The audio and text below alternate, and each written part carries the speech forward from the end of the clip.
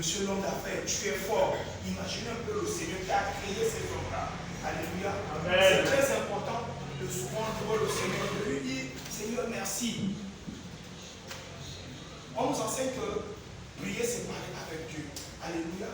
Mais la plupart du temps, quand nous partons prier au Seigneur, nous parlons beaucoup, parler. Seigneur, il me manque ceci. Seigneur, il me manque cela. Seigneur, je ne peux pas ceci. Alors que souvent, le Seigneur veut juste que tu lui dis, Seigneur, je t'aime. Seigneur, je te dis merci.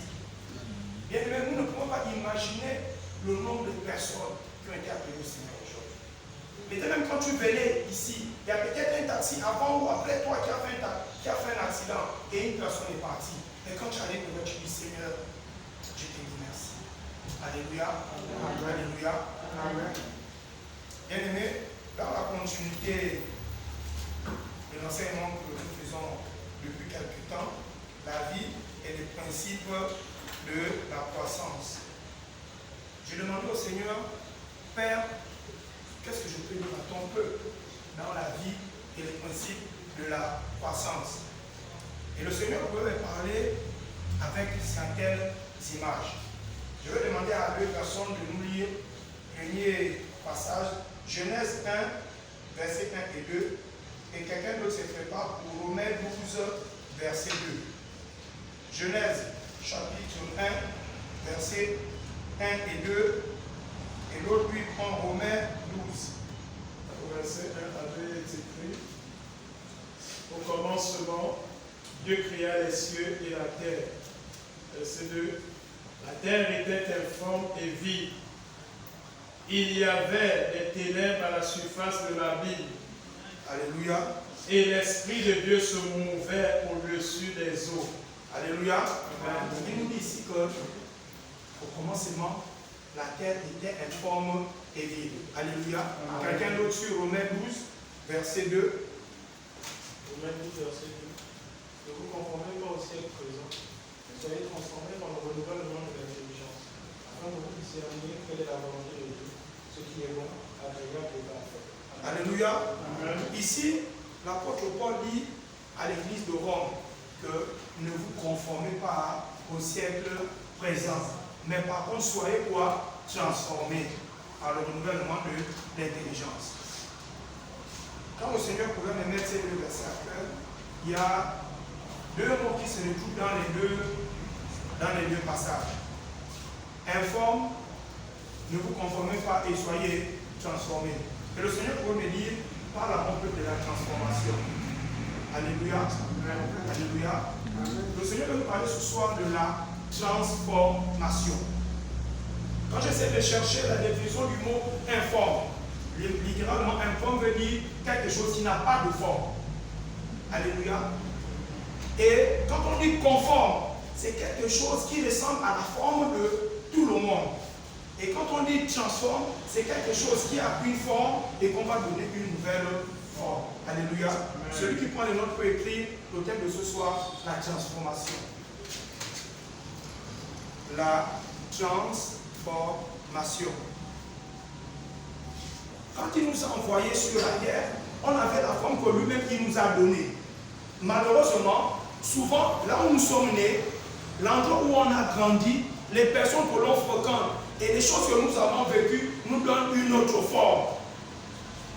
Voilà pourquoi il veut que nous soyons transformés. Alléluia. Alléluia. Amen. Les soucis de la vie souvent nous donnent une forme qui n'est pas la nôtre. Je prends un exemple parmi tant d'autres. Imaginons, dans certains pays, le viol est un acte qui se fait à chaque fois sur des jeunes filles. Il y a beaucoup de jeunes filles dans le monde entier, même dans notre pays, le fait qu'elle a été violée, elle n'aime plus tout ce qui concerne la vie. Si on lui parle même du mariage, elle ne veut même pas entendre parler du mariage. Pourquoi? Parce que le viol lui a donné une forme. Alléluia. Amen. Il y a d'autres personnes. Il est né dans un quartier là où, pour te faire entendre, tu dois taper les coups de poing aux autres, c'est-à-dire agression, braquage, frapper, être violent. Ça, c'est la forme que la société lui a donnée. Amen. Le Seigneur, lui, quand il t'a envoyé, tu avais une forme. Alléluia. Parce que l'homme est d'abord quelqu'un de spirituel.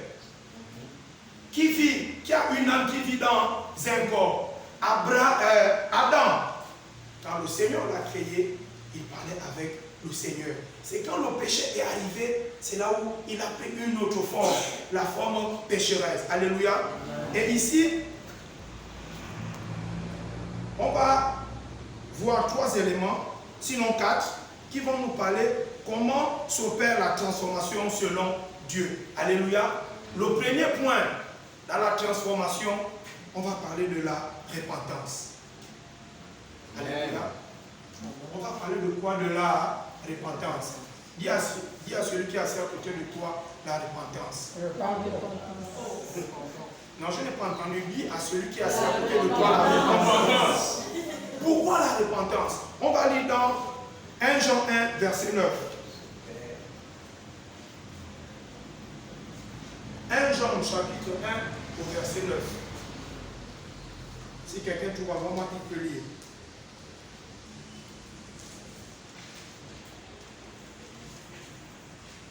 Si nous reconnaissons nos péchés, il est fidèle et juste pour nous les pardonner et pour nous purifier de tout mal. Alléluia. Si nous reconnaissons nos péchés, si nous reconnaissons nos faiblesses devant le Seigneur, alléluia, il n'a pas dit devant une personne. Parce que, pourquoi il dit que devant le Seigneur? C'est parce que le Seigneur est la seule personne qui est capable de te donner la forme initiale. Alléluia. Parce que quand le Seigneur t'a envoyé sur cette terre, il ne t'a pas envoyé péché. Mais bien que notre Adam, notre ancêtre a péché, chacun de nous naît avec le péché originel. Et maintenant le Seigneur, dans sa grande bonté, pour te donner la forme initiale, il te dit, le début de la transformation, c'est la repentance. Alléluia. Le début de la transformation, c'est la repentance. Malheureusement, nous les hommes aujourd'hui, nous sommes orgueilleux. Alléluia. Malheureusement, nous les hommes aujourd'hui, face au Seigneur, nous ne voulons pas nous rabaisser. Souvent même, devant le Seigneur, nous voulons encore même mentir au Seigneur. Alors que la Bible dit, il voit ce que toi tu ne vois pas. Il voit ce que le microscope ne voit pas. Il voit ce qui est spirituel. Même toi qui te dis que tu es spirituel, il voit des choses que toi-même tu ne peux pas voir. Donc la meilleure des choses pour toi, si tu veux que le Seigneur te donne la forme que lui il veut, accepte de te repentir. Alléluia. Amen. Alléluia. Amen. Il y a des gens souvent, à cause de l'incrédulité, à cause du vécu de certaines choses, ils ont du mal à accepter la repentance. Chacun de nous, pour être appelé chrétien, nous passons par la repentance. Seigneur, je reconnais devant ta sainte face qui je suis. Ça, c'est le début quand tu veux être transformé selon le Seigneur. Amen. Tu n'es rien devant Dieu, mais avec Dieu, tu es plus que celui que tu ne connais pas. Alléluia. Amen. Dans la repentance, il y a un élément. Je ne sais pas si c'est appelé la préfixe ou suffixe. Les derniers mots là. Je suis un peu oublié là. Hein? Suffixe, les derniers mots à la fin. C'est suffixe. Dans la repentance, il y a le suffixe tense. Et quand j'entends tense, ça me ramène au mot sentence. Alléluia. Souvent les soucis de la vie, souvent les conditions dans lesquelles tu as grandi, souvent la maison dans laquelle tu es né, la famille dans laquelle tu es né, tu avais déjà donné une sentence. À perpétuité, tu es maudit. À perpétuité, tu ne pourras rien faire. À perpétuité, le diable veut que tu ne puisses pas connaître le Seigneur. Mais le chemin par lequel que tu dois sortir ou pour sortir de cette sentence, il faut passer par la repentance. Alléluia. Amen. Alléluia. Amen. Amen. Je vais te donner un conseil. Quand tu as péché, tu n'as pas besoin de venir voir l'homme de Dieu. Demande pardon au Seigneur. Amen. Parce qu'il dit, lui-même, il est juste et fidèle de te pardonner. Le Seigneur ne regarde pas la durée de ton péché. Il ne regarde pas la grandeur de ton péché. Ce que lui regarde, c'est ce qui est dans ton cœur. Est-ce que tu es sincère dans ce que tu es en train de faire? Alléluia. Même si peut-être demain tu vas encore faire la même chose, mais aujourd'hui, dès que ta conscience te dit, repens de ce que tu viens de faire, demande pardon au Seigneur. Alléluia. Parce que tout à l'heure, papa pouvait nous parler dans la prière de la louange et de l'adoration. Ce sera les moments où tu demandes au Seigneur, Seigneur, je te demande pardon. Il arrive souvent, quand tu te repens, ou quand tu demandes pardon au Seigneur, tu te souviens de ce que tu as fait il y a quelques années en arrière. Seigneur, je te demande pardon pour ça. Je n'ai pas bien parlé à mon frère, je te demande pardon. Et ce qui fait en sorte que quand tu sais te repentir face au Seigneur, facilement tu peux aller te repentir devant ton frère. Parce qu'il est bien de te repentir devant le Seigneur, mais c'est aussi mieux de te repentir avec ton frère ou ta soeur qui a côté de toi. Parce que ça ne vaut la peine de te repentir chez un homme, chez une personne que tu ne vois pas, mais chez la personne que tu vois, tu es incapable de reconnaître, mon frère, ma soeur, je te demande pardon pour ce que j'ai fait. Bien aimé, chacun de nous, de près ou de loin, on a fait du mal à quelqu'un. C'est tellement quand même tu sais que dans ton cœur, il y a une personne qui souffre quelque part à cause de ce que tu as fait. Si le Seigneur te remémore ça dans ta pensée, il veut que toi-même tu ailles poser l'acte. Alléluia. Amen. Alléluia. Amen. Le deuxième élément dans la transformation, en numéro 2, c'est la parole de Dieu. Alléluia. Comme je disais, le thème central, c'est la vie et les principes de la croissance. Tu ne peux pas grandir dans ta foi chrétienne si tu ne connais pas te repentir. La repentance au début, Seigneur, je te demande pardon, viens dans ma vie. Oui, ça c'est la repentance qui te permet d'être enfant du royaume. Mais il y a une repentance à chaque fois. Parce que nous péchons tous les jours en pensée, en parole et en acte. Mais la chose qui nous permet de savoir que là, je ne dois pas poser l'acte. Parce que si je pose cet acte-là, ça va m'amener à me repentir. Forcément, alors que je ne dois pas me repentir pour l'acte-là, c'est la parole du Seigneur. Alléluia. On va lire 1 Pierre 2:2 et quelqu'un d'autre va prendre Josué 1:8. 1 Pierre 2, verset 2. Désirez, comme des enfants nouveau-nés, le lait spirituel et pur, afin que par lui vous croissiez pour le salut. Alléluia. Amen. Qu'est-ce qu'il dit? Désirer. Bien aimé, réponds s'il te plaît. Qu'est-ce qu'il dit? Désirer. Comme des enfants nouveau-nés, le lait spirituel et pur. Alléluia. Afin que par lui vous croissiez pour le salut. Alléluia. Pourquoi tu es dans ta foi chrétienne? Pourquoi tu es dans ta marche avec le Seigneur? Il faut boire le lait spirituel. Amen. Alléluia. Amen. Pour grandir dans ta foi chrétienne, bien aimé, écris ça même en rouge ou en gras. Pour grandir dans ta foi spirituelle, tu dois boire le lait spirituel. Il y a deux types de lait. Il y a le lait pour les nouveau-nés et le lait pour les grandes personnes. Alléluia. Le gigose, ça c'est pour les bébés. Alléluia. Mais comment on appelle ça? Nido. Ça c'est un certain niveau de lait. Pourquoi on a créé gigose pour les bébés et le lait, Nido et les autres là pour les grandes personnes? Parce que à chaque étape de la croissance physique de l'être humain, il a toujours besoin du lait. Alléluia. Alléluia. Mais ici, l'homme de Dieu nous dit que, et comme des enfants nouveau-nés, désirez le lait pur pour le lait pur de la parole. Ainsi, grâce à lui, vous grandirez pour le salut. Il dit comme des nouveau-nés. Pourquoi il a dit comme des nouveau-nés? Parce qu'un bébé, les femmes le savent mieux que moi. Parce qu'un bébé, à chaque fois, il veut toujours boire le lait. C'est instinctif, c'est en lui. Et il nous conseille ici, en tant qu'enfant de Dieu, ça doit être instinctif pour nous. En fait, l'homme de Dieu ici ne veut pas que nous puissions lire la parole de Dieu par épisode. Donc, il veut que ça soit pour nous une habitude. Quelqu'un a dit, l'habitude est une seconde nature. Alléluia. Amen. Donc, quand tu étais païen, tu n'avais pas l'habitude de lire la parole de Dieu. Mais quand tu es devenu chrétien, ça doit être ta seconde nature. C'est l'autre étape de la transformation. Si tu veux avoir la forme que le Seigneur te donne, la Bible dit qu'il est le divin potier. Alléluia. Étant le divin potier, il veut te donner la forme que lui-même il veut, pas ta forme à toi. Malheureusement, nous, tellement nous connaissons, parfois même on connaît même plus que le Seigneur, nous on peut même encore enseigner le Seigneur ce que lui doit nous enseigner. Alléluia. On va lire Josué 1:8. Chacun de nous connaît ce passage. toujours dans la parole du Seigneur. Ce livre de la loi ne se éloigne de ta bouche, mais dites le jour et nuit. Imagine fidèlement selon ce qui y est écrit.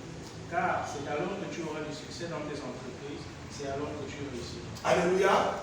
Alléluia. Est-ce que quelqu'un d'autre a une autre version? Oui, une autre version. Répète sans cesse les enseignements du livre de la loi et médite de l'air jour et nuit, de façon à observer tout ce qui est écrit.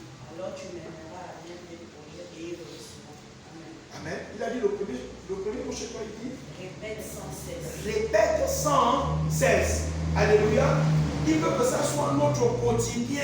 Répète, répète, répète, répète. Il y a quelqu'un qui a dit la répétition est quoi? La vie de la mémoire. Souvent, quand on est à l'école, quand tu as retenu une leçon, à chaque fois, tu fais quoi? Tu répètes, tu répètes, tu répètes, tu répètes, tu répètes. Chez nous, en langue, on dit quelque chose que tu fais à chaque fois, tu seras bon dans cette chose-là.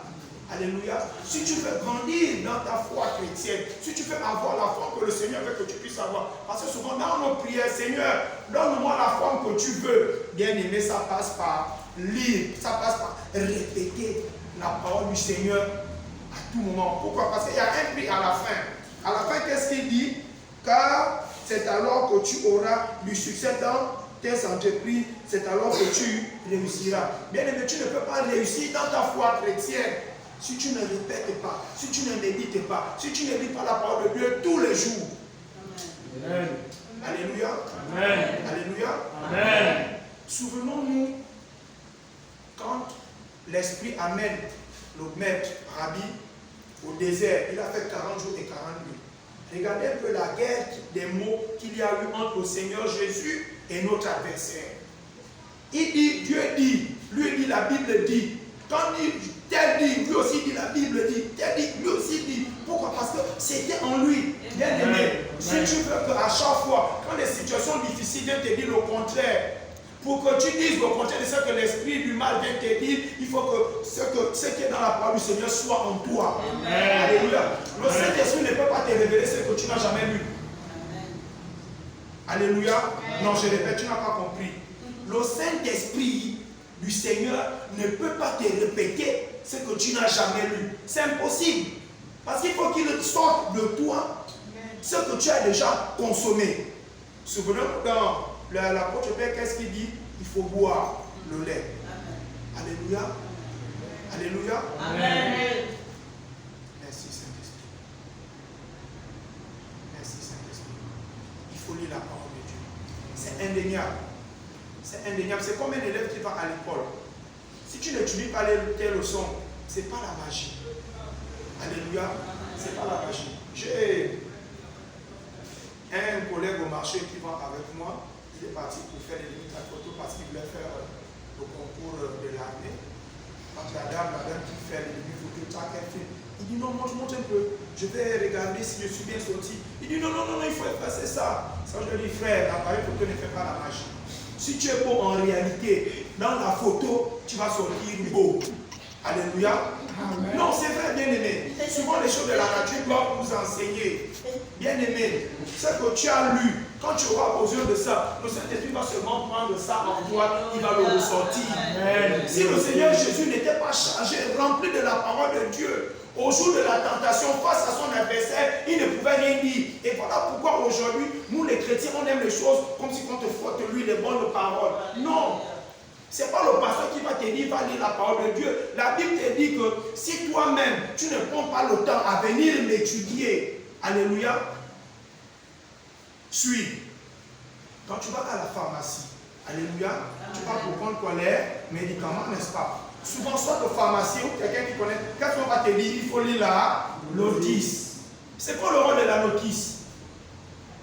Si quelqu'un connaît, nous dit, c'est quoi le rôle de la notice? Oui. C'est un guide. C'est un guide. Quelqu'un d'autre? Le rôle de la notice, c'est de te montrer les visages, de t'instruire sur les différents. C'est un instructeur. L'autre a dit c'est un guide, c'est un instructeur. C'est aussi comme ça la parole du Seigneur, bien aimé. Si tu veux connaître comment le Seigneur fonctionne, que tu sois nouveau ou ancien chrétien, il faut lire le guide. Amen. Alléluia. Amen. Il faut lire le guide. Dans Matthieu 6, 38, il dit cherchez premièrement quoi? Le royaume. Je m'arrête par royaume. C'est quoi un royaume? C'est quoi un royaume? C'est quoi? Un pouvoir politique, c'est un pouvoir administratif, est-ce que vous voyez un peu? Mais comment connaître comment fonctionne un royaume? Mais pour la constitution du royaume, tu sauras comment le royaume fonctionne. Amen. Alléluia. Amen. Alléluia. Si tu veux connaître comment ça se passe au Gabon, hein? Mais pense à la constitution gabonaise, tu sauras comment ça se fonctionne au Gabon. Mais tu dis que tu es chrétien, tu ne lis jamais la constitution du royaume des chrétiens. Amen. Alléluia. Bien aimé, je t'encourage. Lis ta Bible. Amen. Alléluia. Amen. Lis ta Bible. J'ai suivi un homme de Dieu qui disait, si tu vois un chrétien qui a au moins 5 ans dans la foi et que sa Bible encore 9, c'est que la